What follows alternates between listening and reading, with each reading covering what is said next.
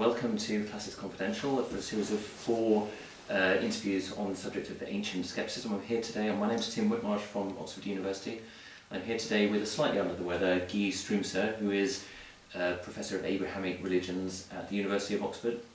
And we've got him on his last day in Oxford, so very grateful to Guy for contributing in this way. So Guy, can you tell me first of all a little bit about what a Professor of Abrahamic Religions is? I wish I knew. I wish I knew. I'm the first professor of the Study of the Abrahamic Religions, and thanks to a generous donation, the university established this chair 4 years ago.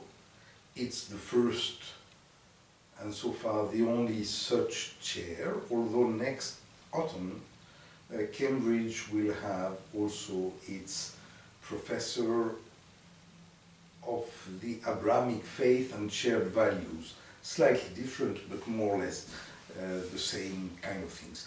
The main idea is to study in comparative fashion the development of the main 3 Abrahamic religions, Judaism, Christianity and Islam. Obviously a professor cannot do everything. One does what one feels most confident with. I'm a student of late antiquity, and actually the Cambridge professor is also a student of late antiquity, Guy Vroom. Right, yeah. And you would see yourself primarily as a historian, is that right? I'm a historian of religions in the Roman Empire, Yeah. in late antiquity, in particularly in the Middle East, in Yeah. the Near East, as I think we should call the area before the modern times. Okay. My Arabic is mediocre and my knowledge of Islam is mostly derivative. Some, but I cannot compare, I cannot engage in serious research on Islam. So actually what I thought I would do would be to work on late antiquity through the prism, or rather with the aim at the appearance of Islam, the birth of Islam, the appearance of Islam on the scene towards the end of our period. And actually I've coined a concept. For that I call late antiquity the preparatio Coranica. Just as Eusebius can speak about classical Greek philosophy and some trends in religion as the preparatio evangelica, I try to imagine a 3rd or 4th century Hijri Islamic historiographer who would have looked upon everything that prepared Islam, that all the religious movements before Islam, religious and intellectual movements before Islam, and would have tried to argue that actually some of their trends, some of their beliefs, some of their practices were things that would be perfected by the Prophet Muhammad and his followers, but that were already there in Nuce. So how would you see the Roman Empire as preparing the ground for the emergence of the monotheistic faiths? There are 2 questions. The first is there are 2 questions here. The first is, how do I see the Roman Empire preparing the ground for the monotheistic faiths? And the first half is Judaism and Christianity. In other ways, can we imagine a Roman Empire that would not have become monotheist? The answer is not really. The trend towards monotheism starts before Christianity, not before Judaism, but starts before Christianity, to a great extent under Jewish influence. There were either converts to Judaism or what I could call fellow travelers, people who thought that the Jewish religion was the best on the market, but didn't want to undergo what was demanded from a convert to Judaism, for men circumcision, for instance, and were fovumenoi, God-fearers, heaven-fearers, metuentes, people who accepted the idea not only of a single God, maybe a single true God above all the other gods, which were reflections that, in that sense, devaluated and not really divine,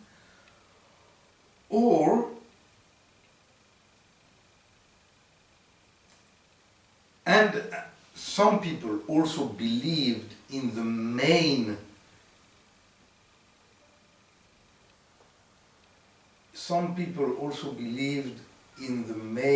prophetic tradition of the Hebrew Bible, starting from Abraham, who was not really a Jew, and saw themselves in this long process of prophetic biblical monotheism.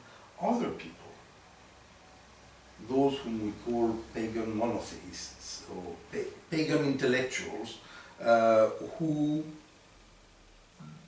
really believed that there was only one real God, very clearly the Neoplatonists, and others. This is a phenomenon that has been now recognized, not for such a long time, but I think it's now quite broadly accepted that one can speak of pagan monotheists who do not believe in the biblical prophetic monotheism. So there are two kinds of pagans who are searching for the one God above all gods or beyond all gods. So you see that the dominance of Judaism and Christianity in late antiquity is part of a process that works within the history of religion. It's not, for example, because another explanation might be political, it might be that you have a big centralized empire, and the most efficient way of projecting that in political terms, political religious terms, is to have a monotheistic system. Right. My instinct tells me that the attraction of Jewish monotheism starts before the empire, through Jewish communities throughout the Mediterranean world, including in Rome. They offer their God, the Jewish God offers something that is not known, is not offered by anyone else on the market of religions, in a sense. And so to some people this appears very attractive. It seems that in particular some women in the imperial family from the 1st century on and in the upper classes of society are very attracted by Jewish monotheism. The thesis of Arnaldo Momigliano, according to which Constantine thought that one God would help him coalesce the one empire, is a thesis that cannot really be proven. B starts much later. In the late 3rd century still, as we know, Roman emperors, and in the early years of the 4th century, Roman emperors still persecute the Christians. So that starts much later. Yeah. And you said that there was a second strand to your answer, which was to do with the emergence of Islam, and that's a different kind of set of circumstances. Now, this is something different.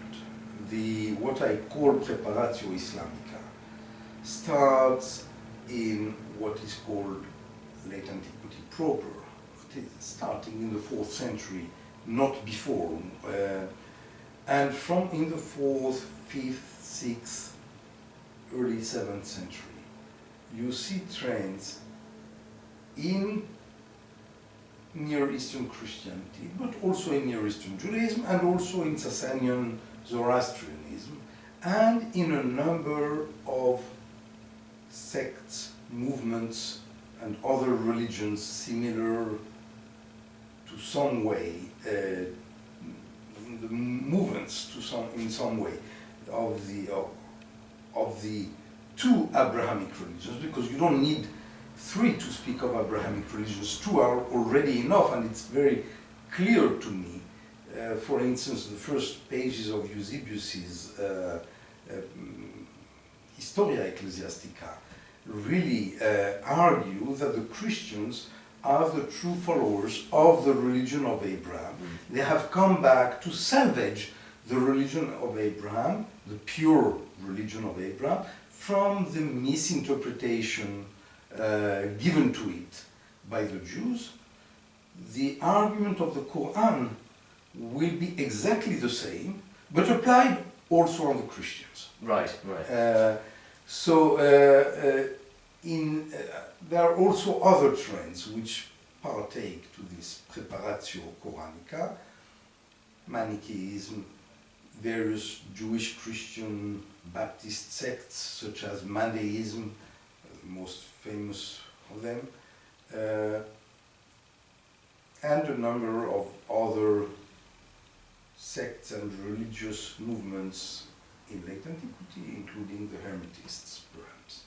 So if we are thinking about a world in which we've got sharp divisions between religious groups, and particularly monotheistic religious groups, what kind of language are they using against each other? What are they accusing each other of?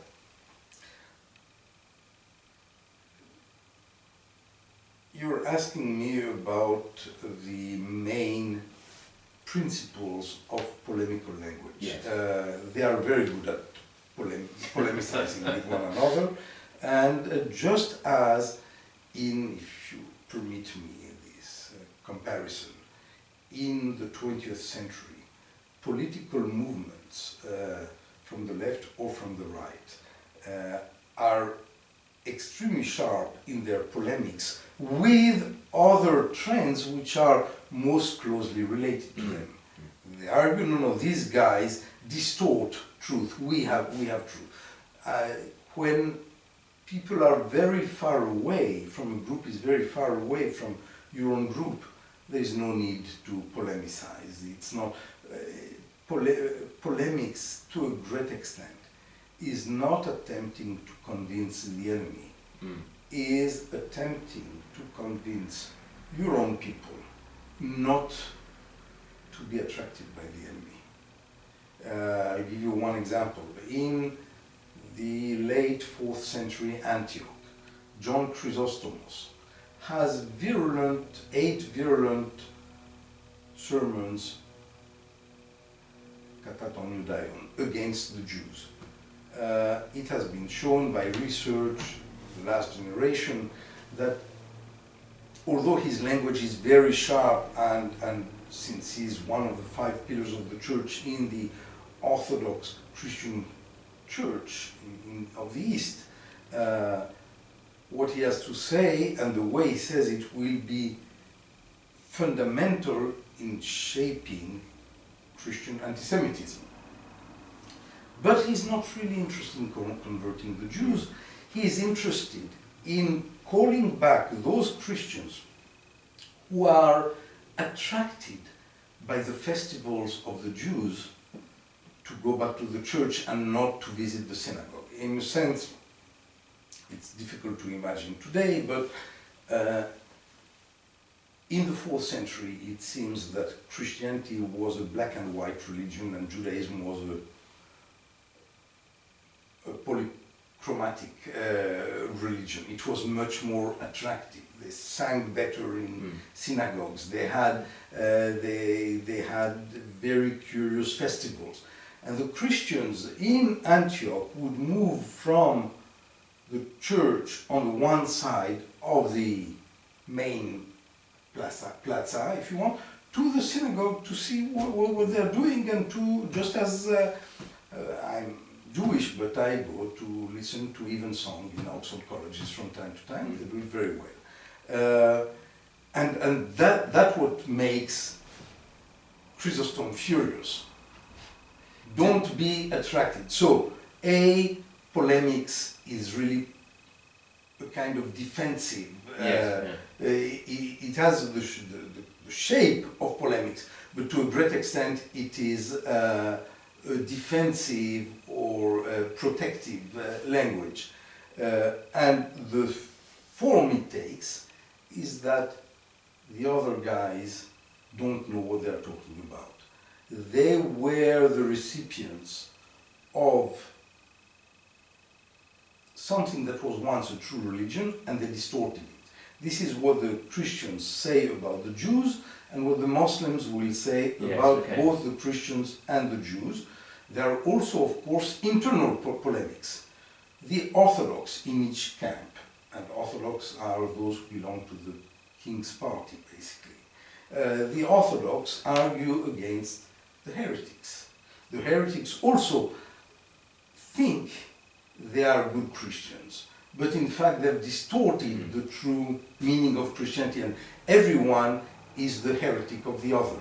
So within the Abrahamic faiths, you've got, in a sense, you've got people saying, we have the true religion, you have a distorted version of the true religion. Yeah. What about how they represent Greeks, traditional Greco-Roman polytheists? Yeah. Do they represent them as atheists, as disbelievers, as do they use that kind of language? I should like to add that we have very few polemics in rabbinic literature. The rabbis have another and probably better way to fight their enemies. They kill them by silence, which creates problems for doctoral students, but seems to have been much more effective at the time.